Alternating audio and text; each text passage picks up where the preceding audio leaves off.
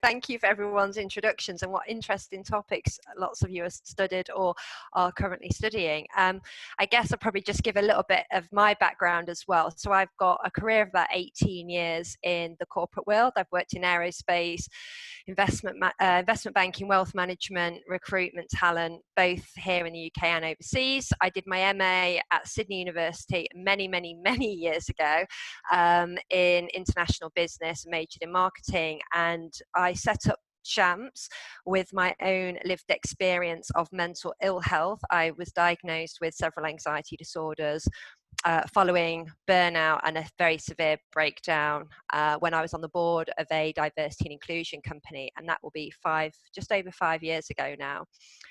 So I've always had an interest in inclusion and diversity, and for me, well-being was definitely the wrapper that sat around us as individuals.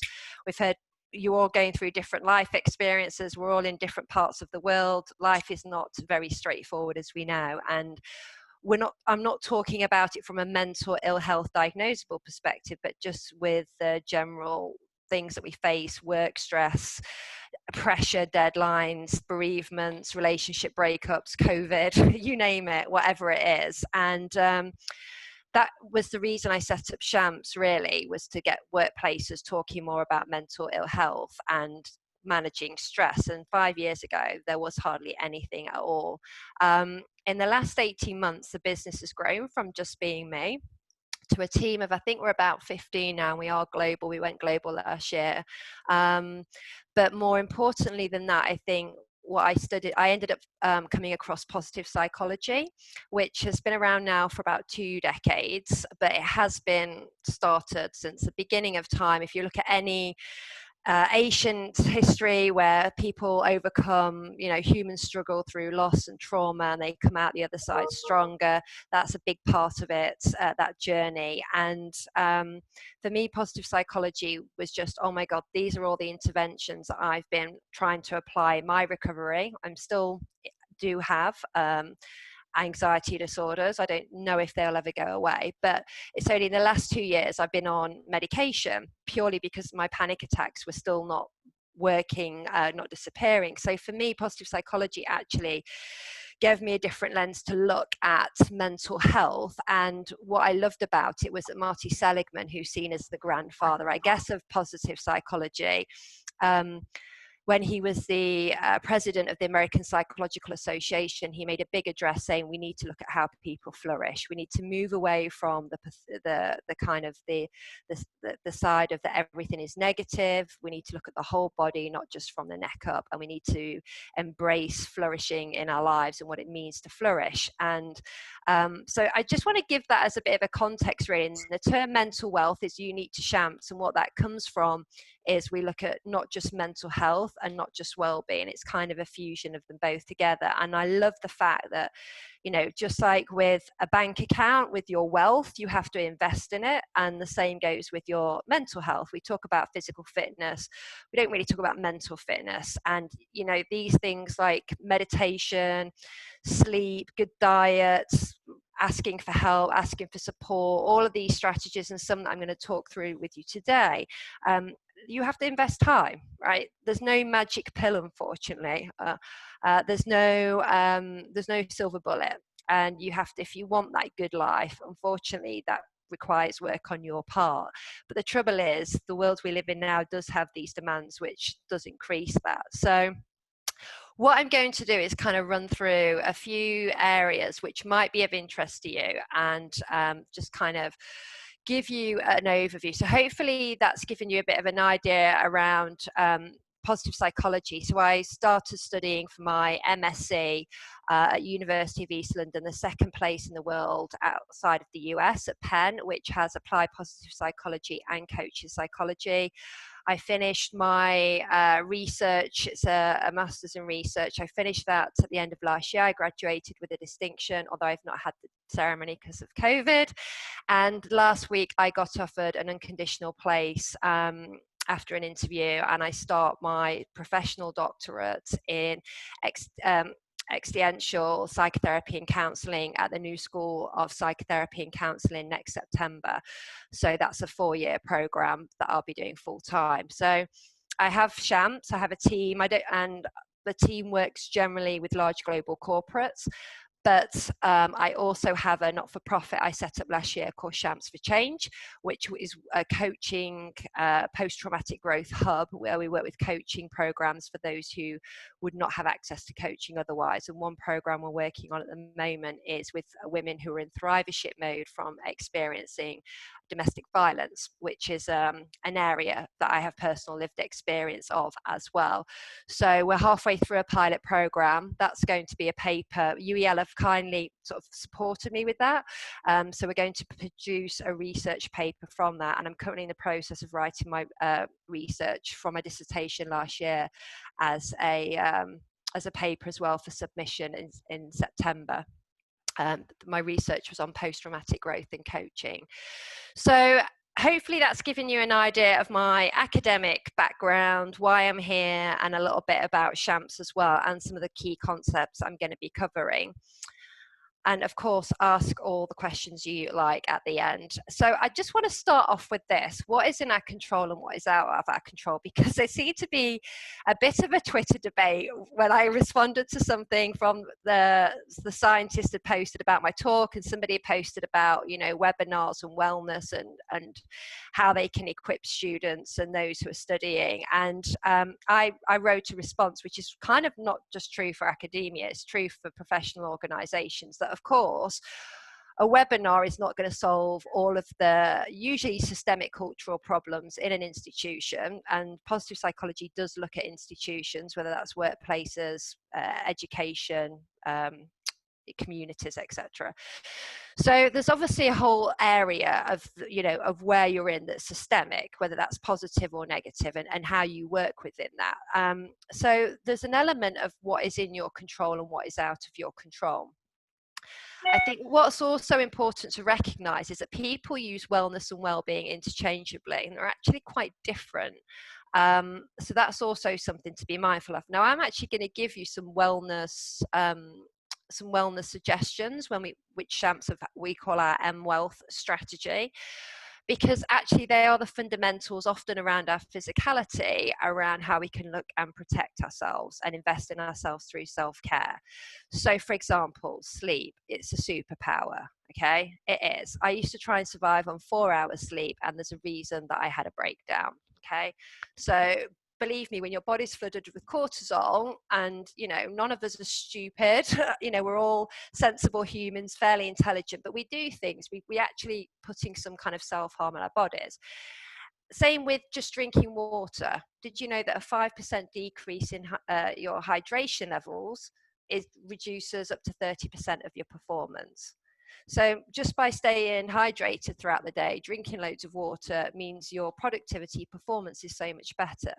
So there's some really simple things actually, and people often go, well, you know, yoga's not going to help me, sleep's not going to help me. Well, chances are, if they're part of your habits and your practice, then they are part of your toolbox, because you need to call on them no matter how shitty times are, right? That's the whole point of it. So there is stuff that's in your control, okay? And you also have control around boundaries. You also have control around the limits that you apply to those boundaries. And you always have a choice. And this is kind of going back to, and I haven't got time to go into this in detail, but if we look at a lot around meaning and purpose, which I am going to touch on when it comes to the wellbeing theory, you know, I've worked in lots of organizations in my career of 20, however long it is now, 23 years. I'm a lot older than probably look. So, you know, it is worth bearing in mind that I've worked in some places which are very difficult and hard, and they're tough, and there's been life lessons and growth from that. And sometimes that is what we have to do, and other times we have to say, this place isn't for me, or this manager is not for me, or this research is not for me, and there's points in my life when I've also had to walk away from stuff. So I think it's also about recognizing what is in your control around your own mental wealth that you can accept, you can deal with, you can manage, you can invest in. And there's obviously going to be stuff that's out of your control. And I use COVID right now as an example. You know, back when we were only allowed out 1 hour a day in the UK when we were in lockdown to do some form of exercise, that was out of our control unless you're going to break the rules. Yeah. So there's nothing we can do about that. So everybody that was kind of, you know, everyone's experiencing that hypervigilance, that high state of anxiety, but it's out of our control. So we have to learn how to manage that. And believe me, I think what happened with COVID actually was for all of us who've got quite serious mental health conditions where we've used tools and we have these strategies, actually, I found that for me, it was much easier to pull out some of those tools and work much more with those because I was so used to using them. And it's a bit like having a parachute, right? And when you're going up in the plane to jump out of a plane, if anyone's ever done skydiving, done it a couple of times in my life, you know, you want your parachute packed and ready to go. You don't want to be sewing it together on your way up because it's not going to probably be finished and it's not going to be any help when you jump out of the plane. So again, when you're stressed and you start to think, I'm going to try and use a meditation app, or it's not working, I'm going to give that up. Or, you know, I haven't slept for months, you know, even a year properly, I'm going to have a good 8 hours, that'll sort me out. It's probably not going to work. You know, it comes from longer term habits. And anyone that knows, if you don't know this already, you can never, it's a fallacy, you can never catch up on sleep. Sleep is, once it's the output of your circadian rhythm. So once you need to get your circadian rhythm in a way that's working for you to be productive. So there's lots of myths around this. So thinking about wellness from a physicality perspective and the more holistic approach, and well-being is much more attached to meaning and purpose, it's attached to our emotions, and it's more attached to the relationships that we have. So that is also something to be mindful of as we start this. So I want to talk a little bit about pressure and performance, because stress, I try not to use that word too much. Pressure is probably a better example because we can all experience pressure, right? We know what that feels like, and this is such a useful tool to think about. Now, the idea is that we're all somewhere on this pressure performance curve, and we all have our optimum point. So as you can see in this diagram here, the most learning for humans takes place in our stretch zone. It's where we thrive. You know, that's where we do our learning because we have to make mistakes, we have to try things out. Believe me, even when you get into your 30s and 40s, you know, you still make mistakes, you still fail, and you have to learn that. And actually what I find is the older people get, they really think they're not, we're supposed to have all our shit together, right? Which doesn't happen. So we have to get out of our comfort zone to learn, to grow. Some people are quite happy being in their comfort zone most of the time, and that's also okay. I think there's this big, you know, thing around you've got to get out your comfort zone all the time. No, you don't. If you're happy to stay there and that works for you, fine, you should do. I'm definitely a stretch strain person. I work to the last hour, which is why now I have this amazing team around me that makes sure I am where I'm supposed to be and sorts everything out for me. But I'm definitely on this area here. So you might think, you know, I like to be in stretch, or I quite like to be in strain. Obviously down here we've got boredom and we've got crisis on this, and I'm just going to talk about those in a minute. And so we've got pressure along the bottom. And what happens is that we've talked about that performance. So our optimum performance does happen in comfort, it does happen in stretch. And some people can really sort of work on that strain level. So if you're somebody who's got, and this is definitely me, example, my dissertation was due the 16th of December. And because I changed my topic after attending the conference in Australia in July, I knew I really wanted to do post-traumatic growth. My proposal research was on something completely different in January. I came back and I had to rewrite my ethics, everything. And I started my primary research in October, and I had about 2 months to get the whole thing done. And I remember talking to my mentor, who's one of the leading experts in positive psychology in the world. And he's like, "Oh, you've got loads of time, haven't you?" And I said, it's due in about 3 weeks. And I saw his panic in his face, and he really tried to hide it. And he was like, I'm sure you'll do it. So I'm definitely there. My team hate that because they like me to be planned, and they give me dates, and I still leave it till the 11th hour. So, you know, we all know where we work on this, and maybe you can recognize this in your people that are perhaps your supervisors or people that you manage, or whatever your circumstances are. Also, we know what happens in strain, and I do know this, that when I get into strain, if I get too far down, we start to see fatigue, we see poor judgment and decision making. So all those little silly mistakes that, you know, you send an email and you realize you put spelling errors in it, or you sent something and it's gone to the wrong person, or you've missed something in a document, all of those things that we kind of just kick ourselves for because they're just really silly, and decision making poor decisions, which if you're doing, you know, I guess if you're doing research, that could be hours of work, it could be, you know, miscalculations, whatever that is and looks like for you. So, you know, for us, it could be quite a big, you know, a big mess up to a client in terms of, you know, a proposal that's gone out or a piece of work that we've sent. So we have to be really mindful of what strain looks like. And often that's where we need people around us to either pull us up and say, are you okay? Are you struggling? Which again, as my culture that I wanted to build with Shams, my team feel comfortable even with me as their leader to be able to do that, and they'll step in. And they did have to do that over COVID. In the early days of the lockdown, early few weeks when I was just working ridiculous hours just to make sure the business survived. And, you know, I had to do that, but also they needed to say, you need to ease off, otherwise this is not going to end well. So but you should recognize those triggers in yourself. So what does that look like for you? Do you find you get really irritable with people, really snappy? Are you quite tearful and, you know, really emotional? Do you get neck pain? Do you have like stomach problems?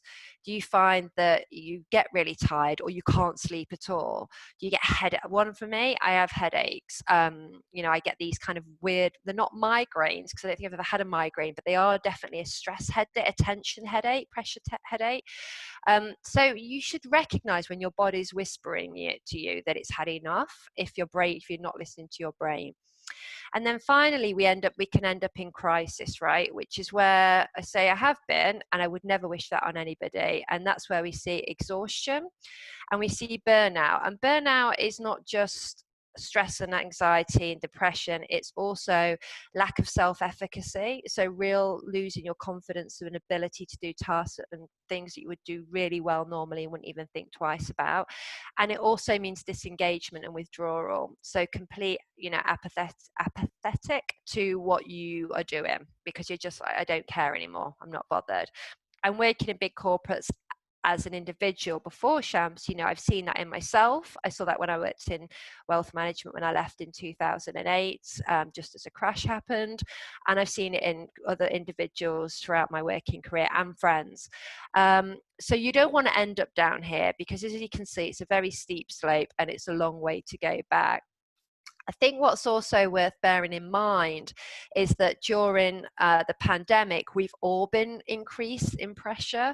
So if you were somewhere a long stretch strain at the start, you know, what we've seen generally and what I've seen a lot of, and working with clients as well as a coach, is I've seen people suddenly find themselves much further down here. You know, whether that's having to manage families, whether it's like somebody who was actually said they were stuck in their home country of India, they hadn't been able to get back to their university. You know, it's caused all these really difficult, complex problems. So we're starting to see that actually that's that increase of pressure, and everyone's different how they've responded to the pandemic. I'm going to touch on resilience in a moment, but it might have put those people on a different edge than before. So it's just worth considering this. You know, it's a useful tool to have as you go throughout life, just to kind of pinpoint where you're at and what you need to do to be able to move back. So if I said to you, what is resilience? Actually, this would be really helpful if I could just use the chat function. So let me just bring that so I can see that anyway. So can you just drop in there, what is resilience? What does resilience mean to you? Is it a word, a phrase? Like, what, when I say to you resilience, what does it mean?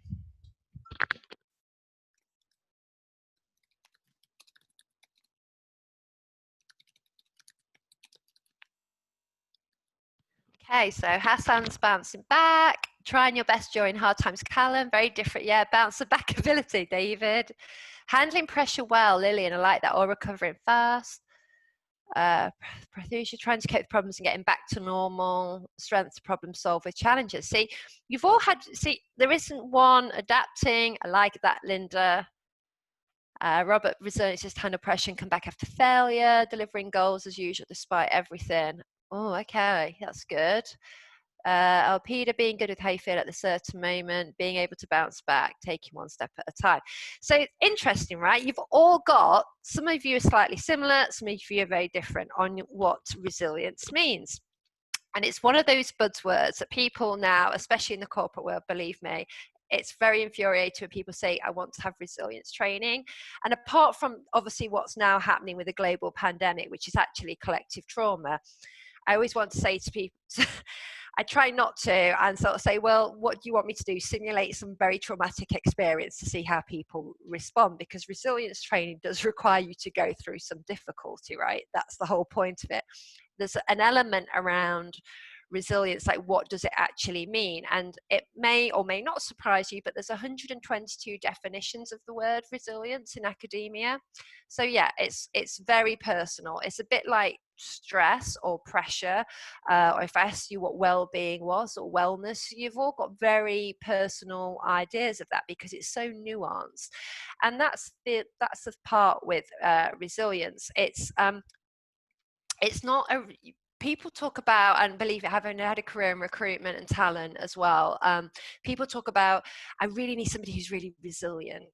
What does that mean? There's no such thing as a resilient personality per se. Okay, resilience comes in forms of different strengths. As some of you have put, it links in more with your strengths that you have and more of the skills. It's more of a combination of those. You're not really a resilient personality. And it's not necessarily about being over positive or happy. So somebody who's resilient isn't going to still be walking around going, yeah, I feel really great and everything is wonderful in life. That also isn't the case. And also we kind of label people as resilient, but actually somebody could be resilient having gone through a really difficult, tough circumstance and then come to something else, and it might wipe them out completely again. Okay, so it does change throughout life as well. It doesn't really sit still. I mean, we can hopefully learn and keep with those tools that enable us to be resilient and practice those. I'm going to talk about that in a moment. But actually there isn't such a, in that sense of kind of how we are resilient is very different. And there's two elements of resilience. I'm going to touch on these two when we come to the positive coping strategies and sort of positive psychology interventions. But acceptance commitment therapy, so this was actually what I said to you at the start, the stuff that's out of your control, so you need to accept it. And how you're going to manage that. Okay, so your attitude to that matters. My example personally was when I started going back into London to do some face-to-face sessions. Callum and I were chatting before, and it was when in the UK, obviously now you've got to wear a mask, but you didn't have to, but they were saying you should wear it on London public transport, but there were still people on London public transport who weren't wearing it. And I was getting really angry and anxious as I'm sat there on the tube. And then I was thinking, why am I feeling all of this? Because it's creating all this negativity, and I'm really getting myself my adrenaline's going, my cortisol's getting up there for something that I can't control. So I either have to let it go or not go on the train. I need to get on the train. So I had to really, it was almost having like a word with myself about it. So acceptance commitment therapy, acceptance commitment training, there's loads of stuff online you can look at. And behavioral activation is your engagement.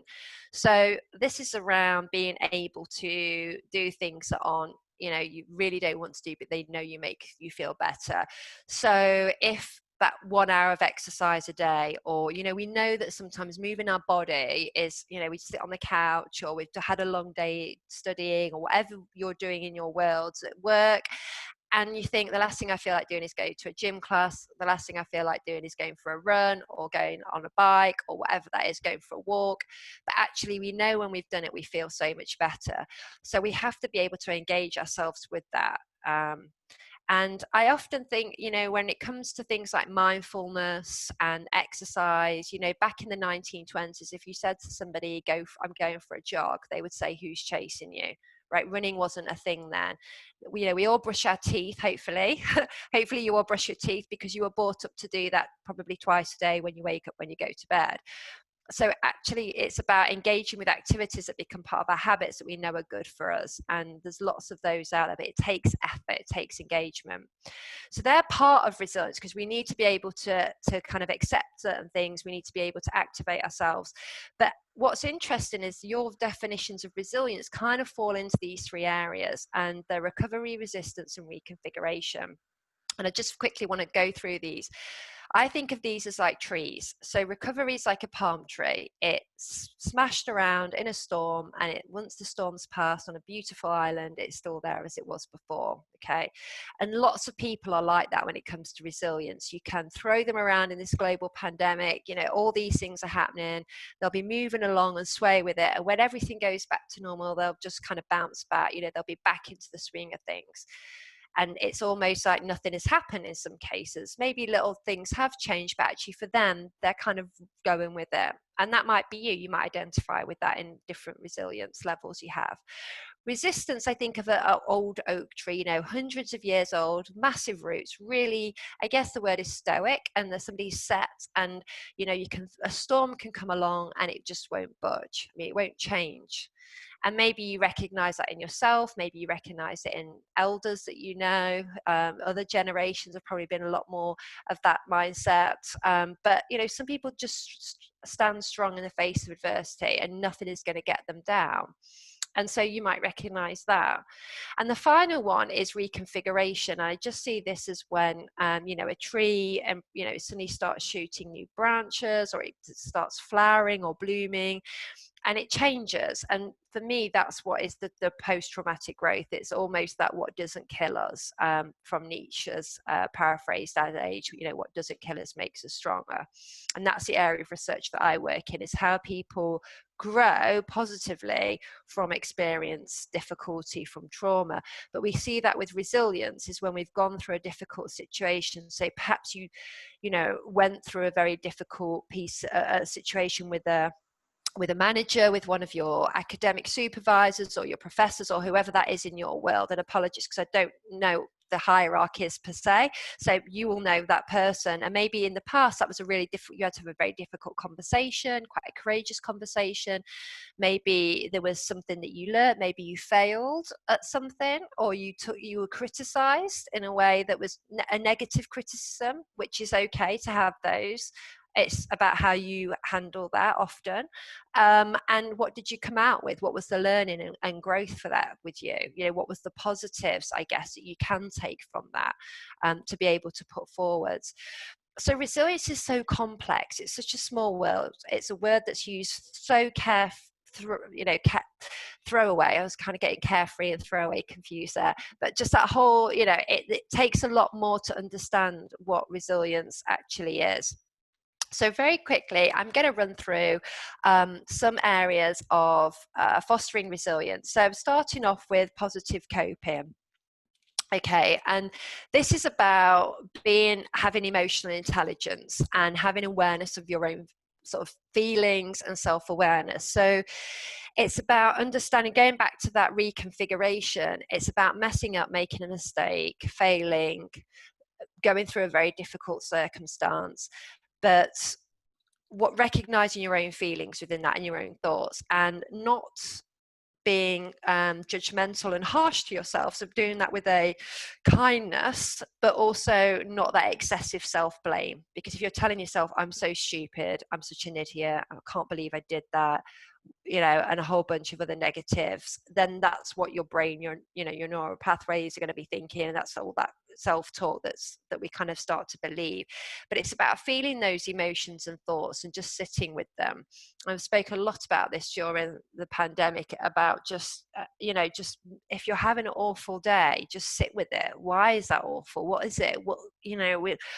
We often try to distract from pain, which is a natural humanistic response. But sometimes when we're feeling what we class as negative emotions, it's much better to be able to sit with them and to understand why that is, in a way that's safe, but in a way that's kind as well. Because actually what we can do is learn so much more from those often than we do from the positives, you know, of being happy or joy or contentment. So thinking about how you cope is about recognizing what's going off with you, which requires some self-awareness. And if you practice any meditation, any mindfulness, that is a really good thing to be able to think about with that. It's also about looking at those cognitive behavioural strategies you spoke about before. So ACT, behavioural activation. Cognitive behavioural therapy is great. You can receive that on the NHS here in the UK. There's loads of self-help stuff that is just make sure it's qualified, it's decent.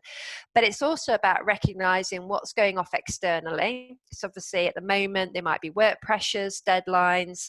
The pandemic may have affected things for you in terms of your workspace. What does that look and feel like, or your studies? But there's also what's going off internally, because they can come both internal and external. So using tools like that are really, really helpful. Positive effect is using our positive emotions. So it's called broaden and build theory, and it's basically about when we have positive emotions, we bank them, we keep hold of those memories. And actually what we find, the academic research shows that those people who do build on positive effect, who do build on positive emotions, have much lower levels of cortisol. So cortisol, if you don't know already, as one of the stress hormones, what that does is it's if in a negative way, if you have too much cortisol, I'll do it this way around, is you can have higher inflammation, you have lower immunity, which is why you get sick and pick up colds and bugs, etc. So not great for the current climate. It reduces your ability to sleep, because the melatonin in your brain, the little signals, it stops that from producing and going around your body, telling your body it's time to relax and go to sleep. Whole bunch of stuff. So there's a lot around psychobiology of happiness. So if you can be more happy, it definitely helps. Positive thinking is what it is, training your brain, using things like gratitude. One thing I've practiced, I'd never practiced gratitude really, and it's the most researched of all positive psychology interventions. It's clinically proven to reduce depression and anxiety, and it's called the 3 small things. And it's literally thinking of 3 small things that have happened every day that are positive. And I use an app called Streaks on my phone to kind of just create habits. And I've been using it whilst I've been in lockdown to just think of 3 small things that have happened that day. And I just do it in my head. I just kind of go 3 things that happened today. And I'll start thinking of more. That's the idea behind it. But even when you're having really tough, crap, horrible, shitty days, it does make you realize there are some really small things. Even if it was, I just really enjoyed that cup of tea this morning, my coffee, or I had a really good rest, or, somebody smiled at me in the street. Whatever it is, it can be so tiny and small, but it's building on that. Savoring is a really good one as well. So something that I think a lot of us have appreciated more in lockdown is savoring, and just being more mindful and having a bit more pause, and just looking around and enjoying things a lot more. And the more we can savor life, it's proven it's short, we're not here forever, so let's savor those moments we do have. Realism links into the sense of being realistic. There's certain things, and that goes back to within your own workspaces. If it's really stressful and if it's really toxic, there might not be a lot you can do about that. If it's really toxic bullying environment, for example, there's only so much that you can equip yourself to be able to deal with that. And it's you either challenge that in a way that's the right way, or you make a decision. Okay, so there's only so much that you can affect. So this goes back to my first point, but also the realism about the optimism and hope are a big part of positive psychology. And it doesn't mean you're Pollyanna about everything that's happening in the world. I think we can all stand by that at the moment, but it is about being hopeful for the future and having optimism. And finally, behavioural control. So all around our prefrontal cortex, thinking about our self-control, which does wax and wane throughout the day, even for the best of us, but how we are mindful of that. And again, so much of this comes back into our own self-awareness and emotional intelligence, to be able to just check in with ourselves. Finally, this is our well strategy, and this takes place. So the reason mindfulness is at the top is because we can just mindfully apply everything to our lives. And this doesn't mean we have to examine everything we do in the minutiae, because it'd take forever even to get out of bed and have our breakfast in the morning. But just being mindful of just enjoying a really nice meal, going for a walk to where you go to travel, if you were traveling before, if you're able to travel now. Being really mindful about your day and what that looks like what do you want to get out of your working day today. Those sorts of things are really important, because it brings much more sense of the presence to what you're doing, and something I've really tried to cultivate.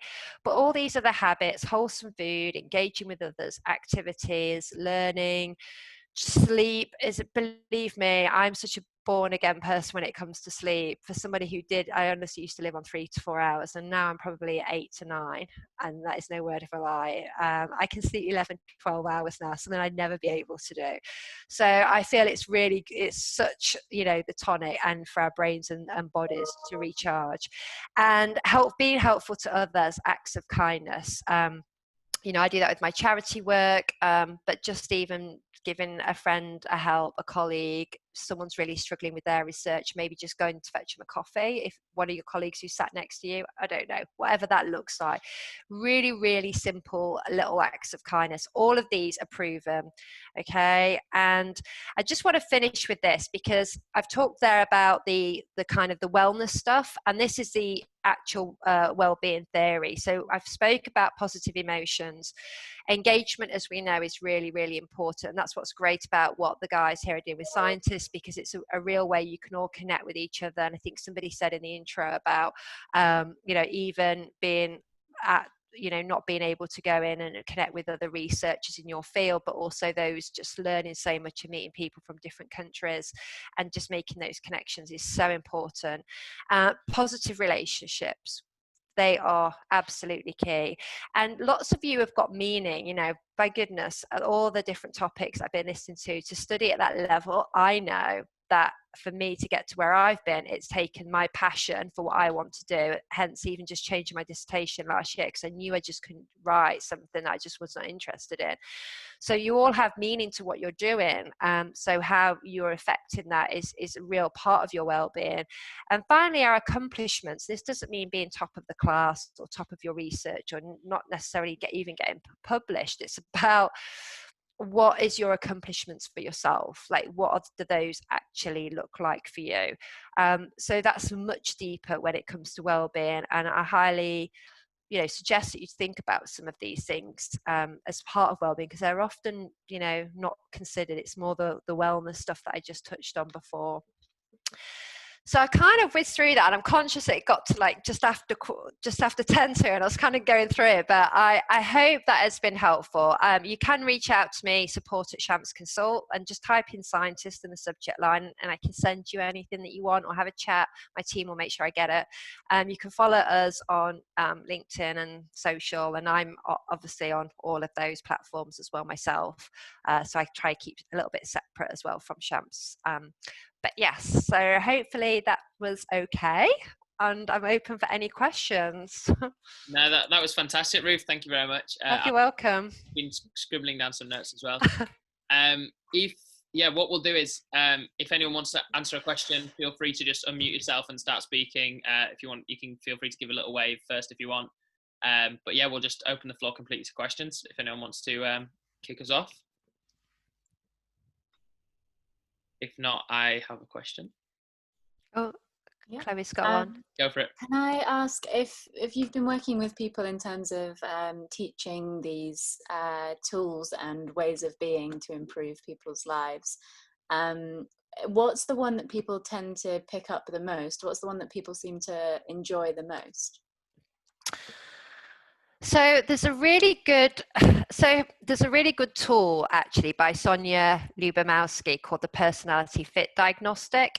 And what it does is it gives you a load of questions, and it kind of asks you things around exercise and gratitude and meditation, and you can kind of gauge which ones you think would be good for you, and which you could quite easily pick up. I mean, obviously I'd say the most go-to, because they are known the most is obviously things like, you know, eating right and exercising, because everyone goes, oh yeah, I get those, but then that's because we've always been told that. I you know, from quite a young age, depending on where you grew up and your, you know, environment, but we all kind of know that we need to eat right. We shouldn't eat lots of takeaway junk food, and you know, we need to move our bodies, whatever that looks like.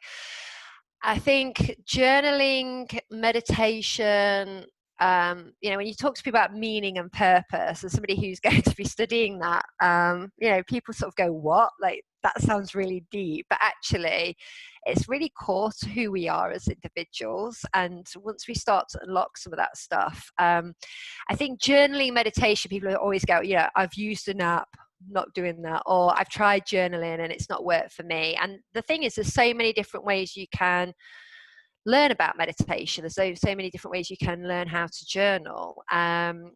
So it's really kind of figuring out and getting people to try things. But yeah, I'd say they're probably the ones people tend to go for because they know them, and that's why people go, I eat really well. You know, I've had lots of clients where they eat really well, exercise, do all of these things, have really good relationships, and then, you know, I say, well, how often, you know, what's your bedtime routine like? And you know, they're on their phone, they're on like this until right before they go to sleep, and then as soon as they wake up in the morning, they're like that with their phone. And these things, really, you know, I remember the day when I didn't even have email. God, I used to remember the day when I used to have a typewriter. That's how old I am. So, yeah, I think it's also about unplugging as well and having that digital detox. And not many people are very good at doing that, actually. Yeah. Hope that sounds, has that helped? Yeah, no, that it's been a really interesting talk, and I've learned a lot. So thank you for that. Yeah, that's brilliant. Oh, you're welcome. That's great. Does anyone else have any questions? I'm trying to check if anyone's unmuting themselves or making a thing. If it's all right, then I'll just, sorry to keep everyone, I'll ask a question, Ruth, if that's okay. Yeah. Yeah, I just wondered, when obviously you work a lot with corporate clients, what do you find when they sort of contact you and things like that? What do they suggest that their sort of biggest concern is, or the biggest thing that they want to get out of your sessions, or why they want to work with you? I think they work with us for a couple of reasons. One is that everyone in my team, so I obviously came from the corporate world. Yeah. So I've seen really crap training, and also training, and that was why with this, you know, webinars are great. We learn a lot, but actually, you know, when we're talking about systemic issues and culture, and what Shams is about is ingraining a culture of positive mental wealth. It means we have to work at all levels. We work with the board. We don't just want to go in and deliver training and leave again. So there's an element of that we, you know, the clients we've worked with, you know, we've been working now, some of them 3-4 years. Like, one is a global law firm. We've seen a real shift in those 3 or 4 years, and even their data. So for me, that's really important. And it's a lot when it comes to a law firm as well, believe me.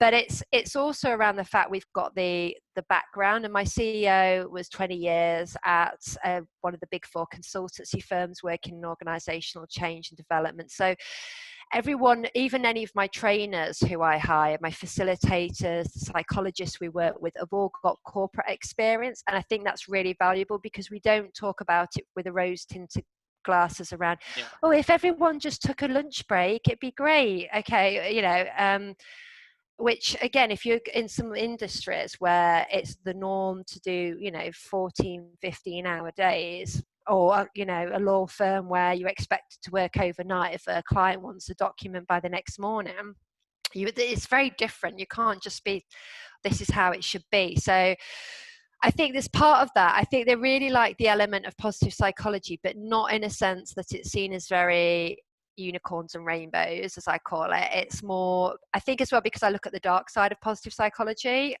So they kind of get the fact that it has to be tough and hard and complex, which organizations are, for people to also come out the other side.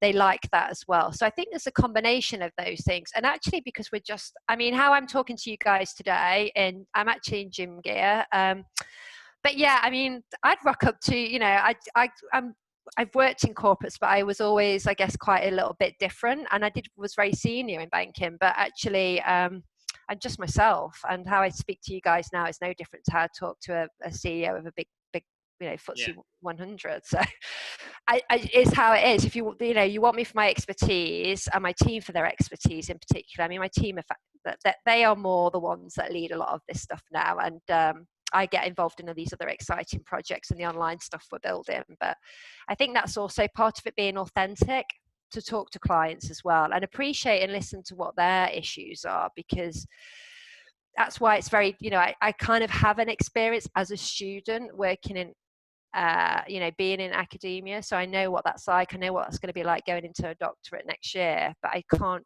I've never really done much. I've done some sessions in educational institutions, but there's plenty more positive psychology experts who are experts in that field as well. Yeah. There was a question in the chat box. I'll just read it out. Any advice supporting my mother recovering from grief? My dad passed 3 years ago and they were married 50 years. Thank you. Wow.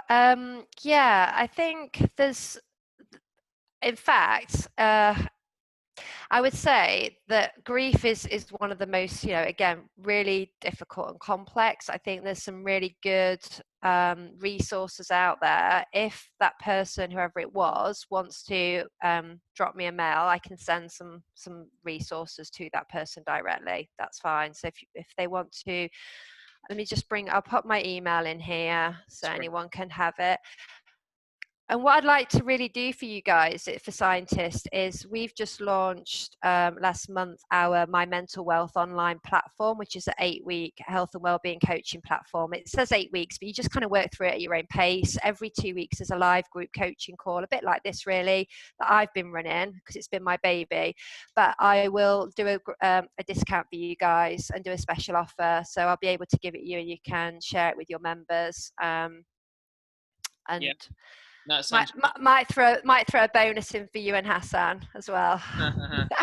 But yeah, it might be, if anyone's useful, it's a great way to, it's everything that I've just spoke about in a bit longer in modules really. So yeah, it's an opportunity to kind of pick that up, and it is really, I mean, it's 120 quid to buy it off the shelf. It's not even that expensive in itself considering what's in it, but I will make sure there's a sizable discount for if you're a student.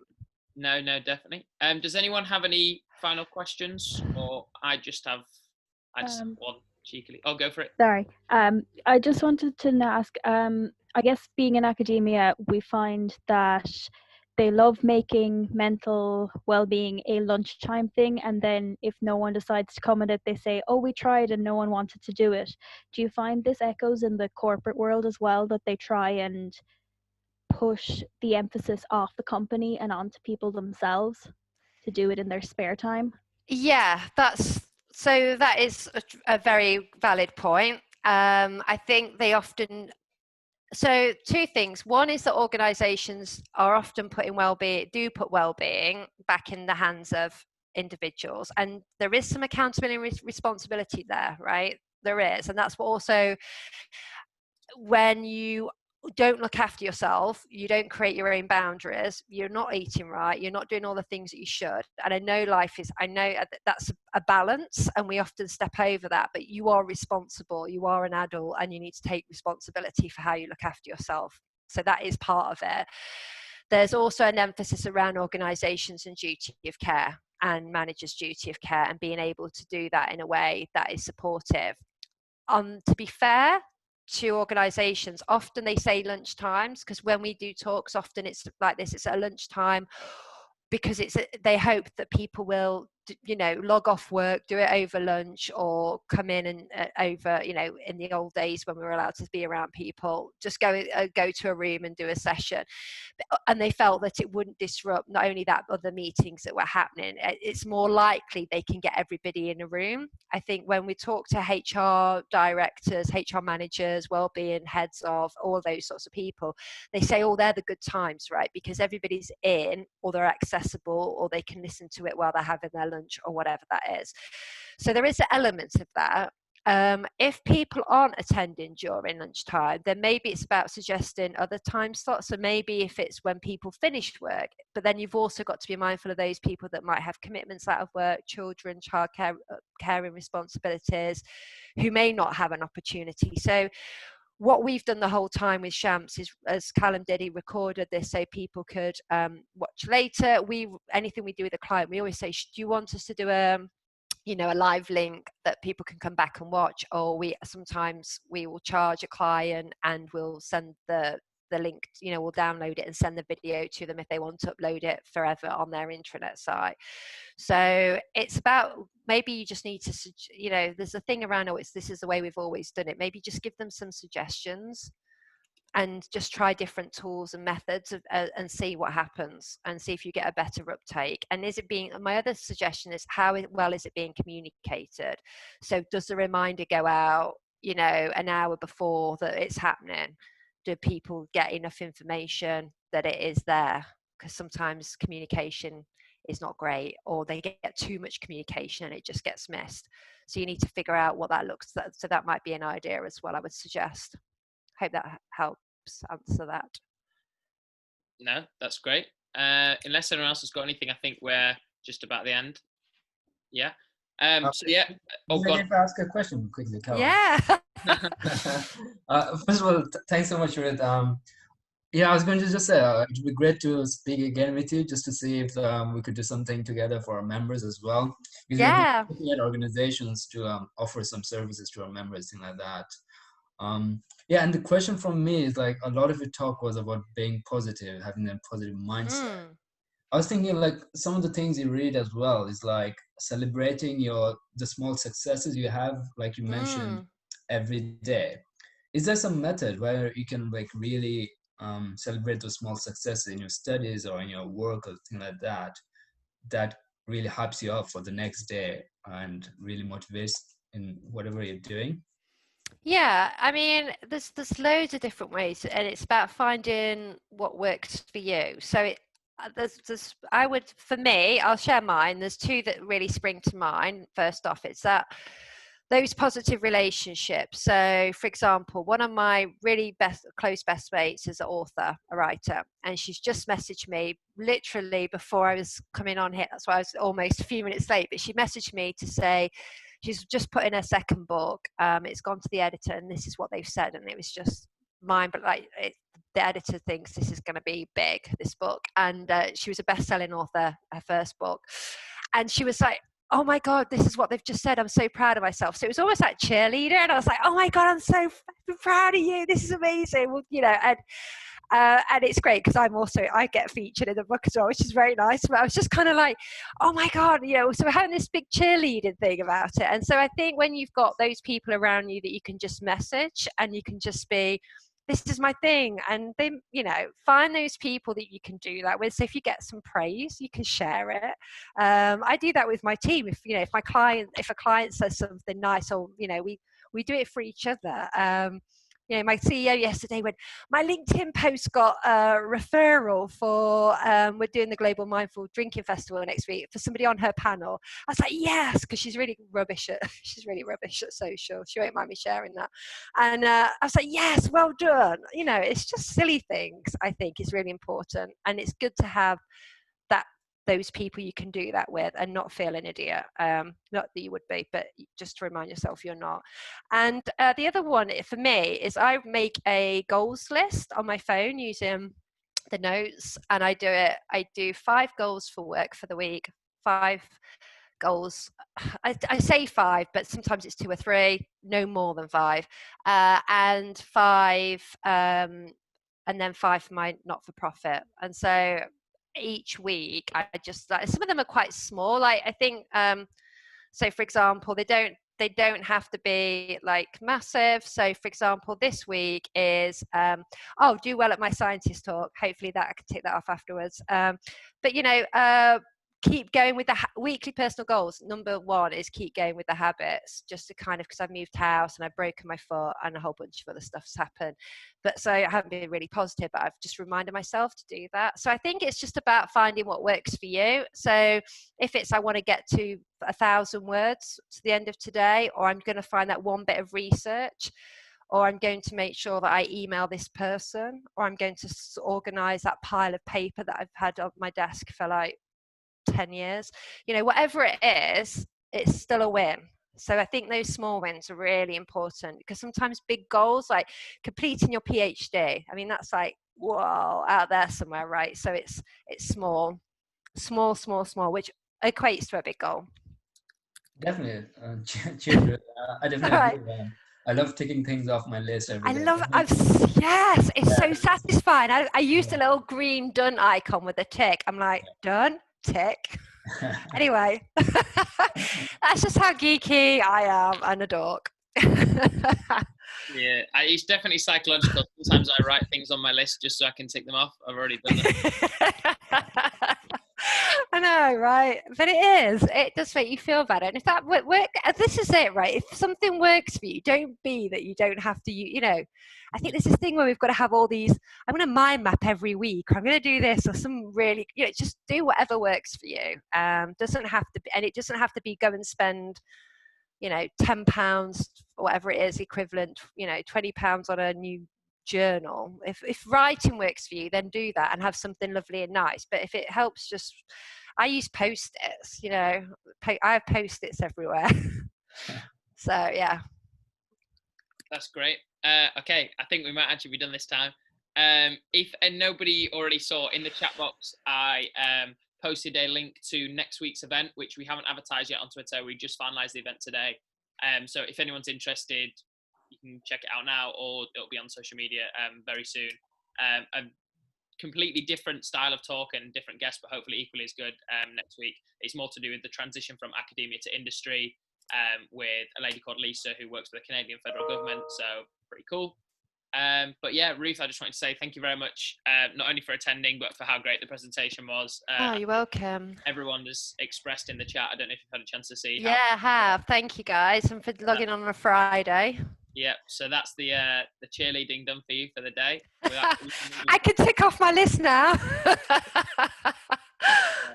That's great. So yeah, no, thanks very much. If anyone else has got any final comments, feel free to say them now. If not, I'll proceed to ending the call shortly. Feel free, join Scientistt, drop us a follow, come to future events.